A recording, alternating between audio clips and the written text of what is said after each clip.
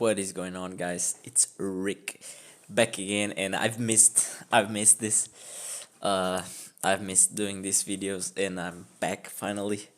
A lot of stuff been going on, a lot of university work and stuff like that. So, finally, able to record this, and let's get it. So, you guys already know, guys that have been following my channel, you guys know that this is the first round of my biggest tournament to date, Open, International Open, Queima das Fitas, and yeah, it's probably the most competitive slash difficult field that I've ever played against. And yeah, first game, let's see.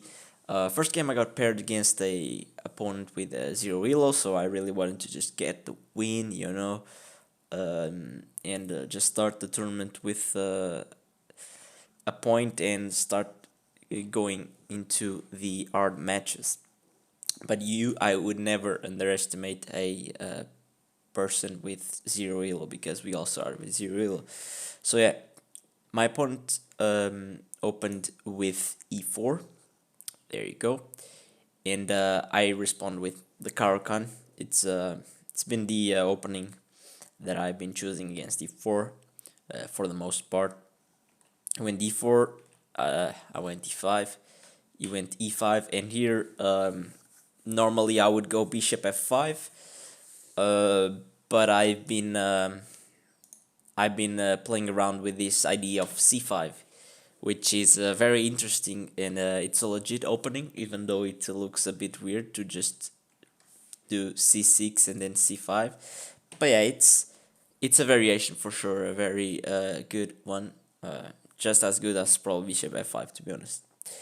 So my opponent here was very shocked. It's the first time also that I'm playing this OTB, so I was excited, nervous a little bit, I would say. But yeah, let's see. My opponent played knight knight f3, nice move. I played bishop g4. He played takes, and here I played e6. Probably best would have been knight c6 here, would have been the best try. But it was my first game. I didn't really know the implications that e6 would have done. It's not the only thing bad about e6 is that it allows bishop b5 with tempo. As knight c6, then he has probably b4, which, I mean, it's not that pleasant. Here I could just easily go knight c6, and here he can play bishop b5, but here I have queen a5 that forces knight c3, and it's not the same thing, right? And then I can go e6, and now he doesn't have b4. The knight on c3 is not really well placed, because he wants to go probably c3 or c4, and the knight is blocking the pawn. But yeah, that's just the why knight c6 would have been better. But here I went d6, nonetheless, he protected the pawn. Now I went knight c6, so because he didn't play bishop b5, everything is all good for me. He went bishop e2, and this is a big blunder, because I just take the knight, takes my knight, and then I pick up the pawn, and here I am already better. Material is equal, and I mean, he has double pawns. And, okay, he has the bishop pair, but it doesn't really matter in this position. He went castles, which is fine. Went knight f6. He went knight c3, and here I went bishop e7.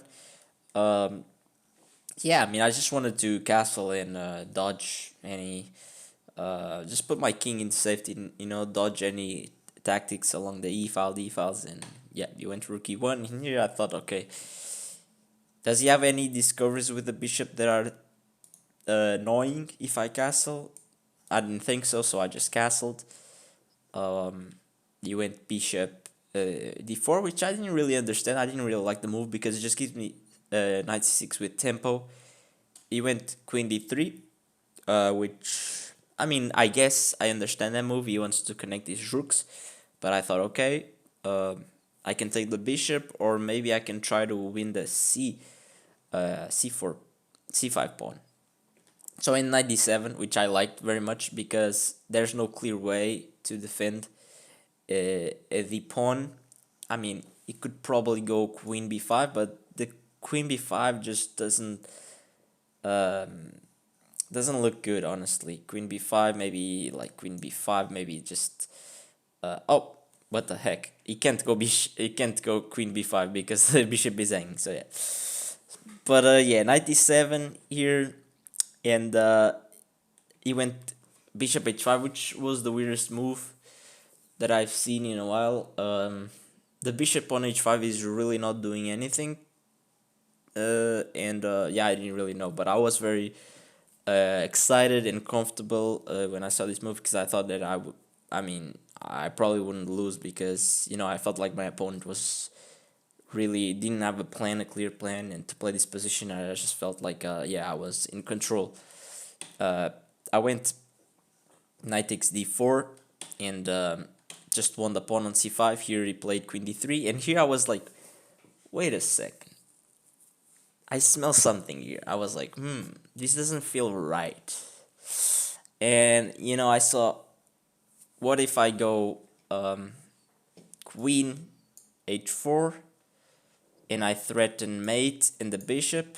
So queen h4, I'm threatening the bishop, and I'm not threatening mate, but I'm threatening to, if he goes like here, to have this, and win the rook. It's completely winning. And if he protects the thing, I was like, okay, I just get a free piece, GG. But here, I saw queen e2, which I didn't really like for me, because now I'm not threatening the bishop, and I'm not threatening mate or this capture here. So I didn't really like this. Although the computer still says queen f2, bishop f2, which, yeah, it makes sense because when he does this and he takes, I take the bishop. I didn't see this, honestly.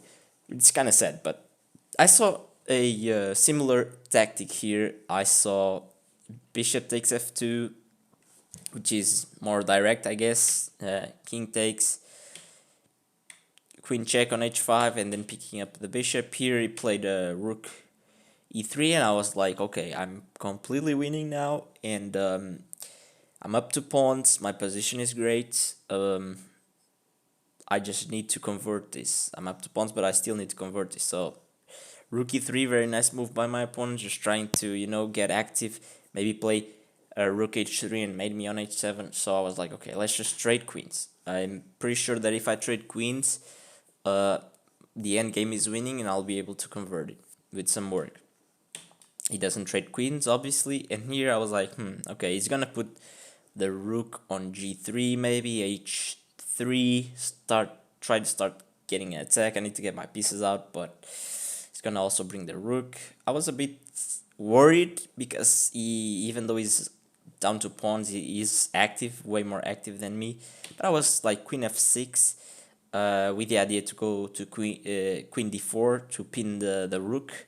He went rook f1, and I went queen d4 with my idea to pin the rook. He went rook f3, which I was like, okay, just gives me a tempo.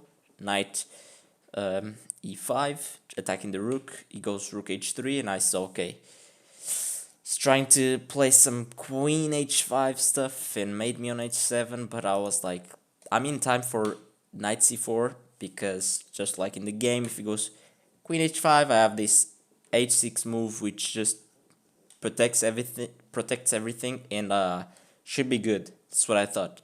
He went king h1, which I didn't really understand, was a really bad move, so I just took the knight, and he played here. Maybe, yeah, he's just threatening to take this pawn, and I played knight f5, just attacking the rook, protecting the pawn on h6. He went rook g4, I went queen f2, and it's just over. I'm threatening mate. He can only stop it with h3 or putting the knight on e2, giving up another piece. So he just went h3, and here I just checked. He moved this king, so I just took the queen. And the rest of the game, it took a while for him to resign, but yeah, here he resigned after I made the queen, and this was the first match of Open Queima das Fitas. It was very smooth, very well played by me, apart from that little mistake in the opening. But yeah, I'm pretty happy with this game, and yep, uh, that's pretty much it. I'll see you guys on the next episode, and I hope you guys like this one. Bye bye.